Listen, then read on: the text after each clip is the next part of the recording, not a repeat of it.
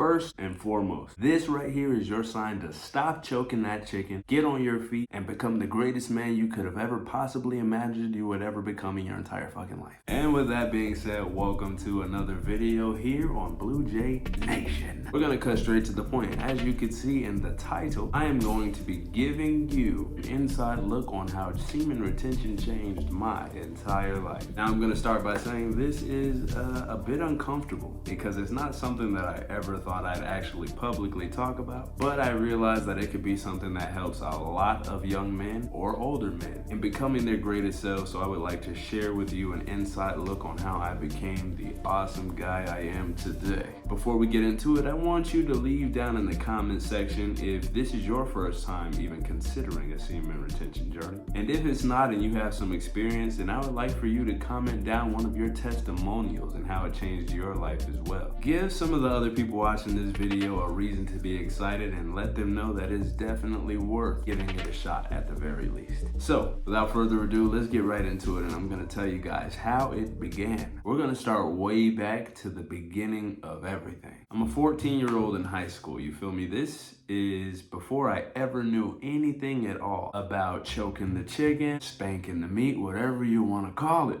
But before I ever knew anything about any of that, I had sex for the first time. Now, I'm not bragging, you feel me? But you know what I'm saying? A young nigga had it going on. No, I'm just playing. I actually did it. I was lucky enough to be of an attraction to this girl, you feel me? And at the time, I was like, oh shit, it's my moment. So I started talking up crazy game. I mean, a Grammy award-winning performance of all the things I was gonna do to this girl, all the pleasure she was going to experience from all of the positions I would be able to put her in. I was capping my ass off. I had no idea what I was going to get into, no idea how I was going to perform, but I definitely knew that I wanted to, you know what I'm saying? All that talk only to majorly, drastically, horrifically flop. Without giving any details, she was definitely underwhelmed, and it basically tore our friendship apart. Now, mind you, this is the first time I ever had any kind of a sexual experience, and I too was pretty underwhelmed. So, you know what came next? Of course, it was what we like to call post-nut clarity. All of the thoughts that happen when you release for the first time, or when you release anytime maybe. All of the thoughts that make you feel like, damn, it wasn't worth it. Damn, what the hell am I doing? Damn, blah, blah, blah, blah, blah, blah, blah. Being that this was my very first time experiencing anything like that before, it was drastic enough to make me say, fuck this. It can never happen again. And from then on, I basically gave up on any kind of a sexual experience.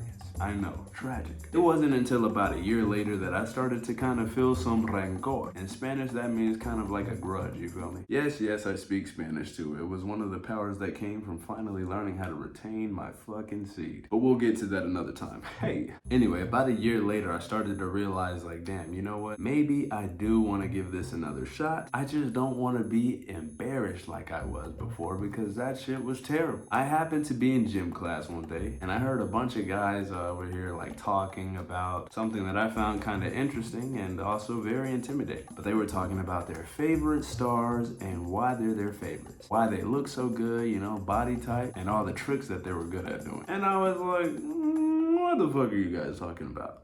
Not out loud, because again, I had no even desire to do anything like that. Had no desire to spank my meat ever, actually. Until then, when they started talking about, hey Jay, who's your favorite star? I froze because I didn't know what the fuck to say. I'd never watched porn in my life. I was able to catch a few names before they like pulled me into the conversation, and I just blurted the first one out. I'm not gonna share that name here because number one, I don't remember it. Number two, I'm not trying to trigger you to the point where after you get off of this fucking video, you go to your phone and hit the spank bank. We are not doing it. So let's continue on with the story. After hearing this conversation, I started to become a bit intrigued, wondering what that whole world was like of all of the glitz and the glam and the different body types and the different tricks that these guys were talking about. But the curiosity sparked me and led me to my own experimentations later on in the night. I found myself, after getting my homework done, a long stressful day at school, like, let's see what these niggas are talking about. In conclusion, after looking up some of these names, I basically busted so hard that I heard the angels singing to me. This, of course, led me down the seemingly endless rabbit hole of years to come. Stop that. No pun intended. It became such a part of my daily routine that it was exactly what would have to happen as the best way to end the night before going to sleep. It became a great way to relieve stress anytime I was stressed. Or even sometimes it was the equivalent to a midday snack.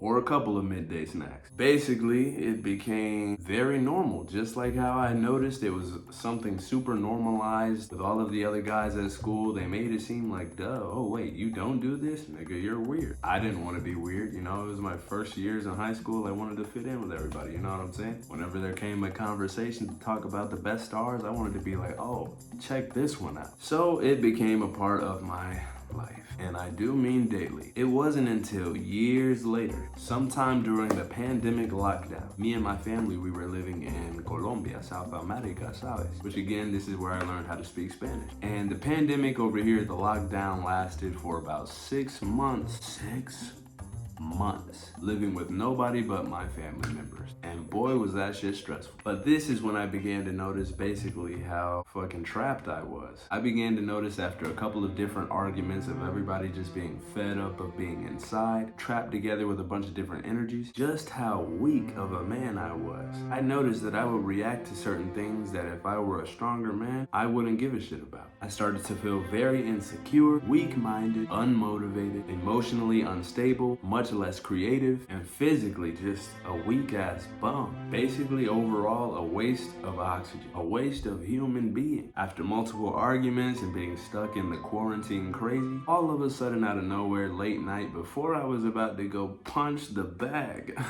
a YouTube video like the one you're watching right now happened to pop up on my phone and save me. A part of me had always known that something was very wrong here, no matter how normalized it was in school or around my peers. I found out that after a good amount of deep diving into this situation and this topic, that I was basically addicted to releasing my powerful life force energy. And that was why I felt like shit all the time. After another battle between me and my sister, which happened quite a lot in quarantine, I decided that the real problem was nobody else but me, and this silent internal battle that I had been fighting for now years without even knowing it. And the only person that could change the outcome moving forward would be me.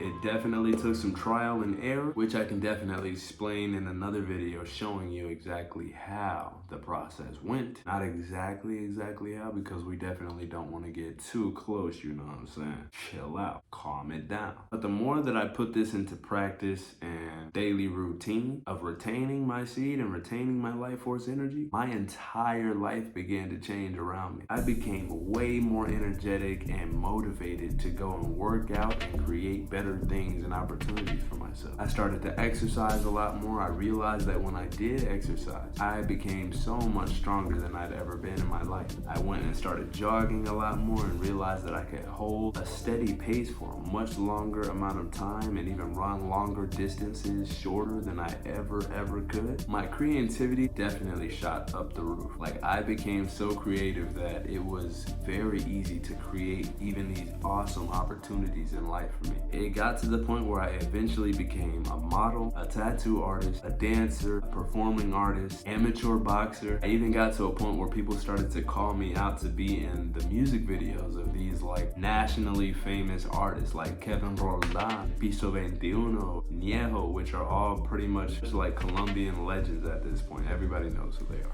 Here I am as the protagonist in their music videos. Like, it was super dope. I also noticed that women started to become super duper attracted to me. Like, I'm telling you, people would like break their necks watching me pass by. They started to come up to me asking for my number and like just trying to make conversation with me, and I was like, damn, this shit is nice. Like, it was like people could feel my powerful energy starting to flow through my veins, and I could feel it too. Not only did women become a lot more attracted to me, this is the crazy part, is that animals, even random animals, I mean not just like dogs and cats would want to come closer to me and like make me pet them or whatever, but even birds would fly next to me chirping, and just like, it was crazy. I even remember one time I was about to hike a mountain and this horse walked up to me and just leaned, like pet my nose, It's crazy. Like, animals are attracted, females are attracted to you, and even the fucking mosquito. Oh my God, I remember being on semen retention, and it was like when I sweat, it was something about the mosquitoes that would tear me up. Basically, everything in the universe is way more attracted to you. I also noticed that there was a huge rise in my confidence. Like, when it came to talking to women, for example, I no longer felt anxious because I wasn't thinking about, you know, immediately getting into the bed with them. I realized that they are humans too, you feel me? You beautiful women, if you happen to be watching this video, I love you. You feel me? I became a papi chulo, you know what I'm saying, without even trying. It was just easy to talk and connect with people, and I think that was what made them so attractive. Like, I wasn't looking at them like a sex toy, basically. So along with the confidence, the growth in my confidence, I also started to feel a lot stronger, and my skin even started to get way more clear. Like, my skin got so clear that people would describe me as glowing. I had less anxiety, social anxiety, I mean, and overall just felt a lot more connected. This was also the beginning of my super athletic arc. All in all, I began to use all of these things that I noticed to completely continue to transform my life for the better. I kept on putting into practice as much as I can. I'm not gonna lie, sometimes you do slip up, you feel me? But it's not about how you fall, it's about how you get back up. So knowing that, I always made an effort to get back up if I ever did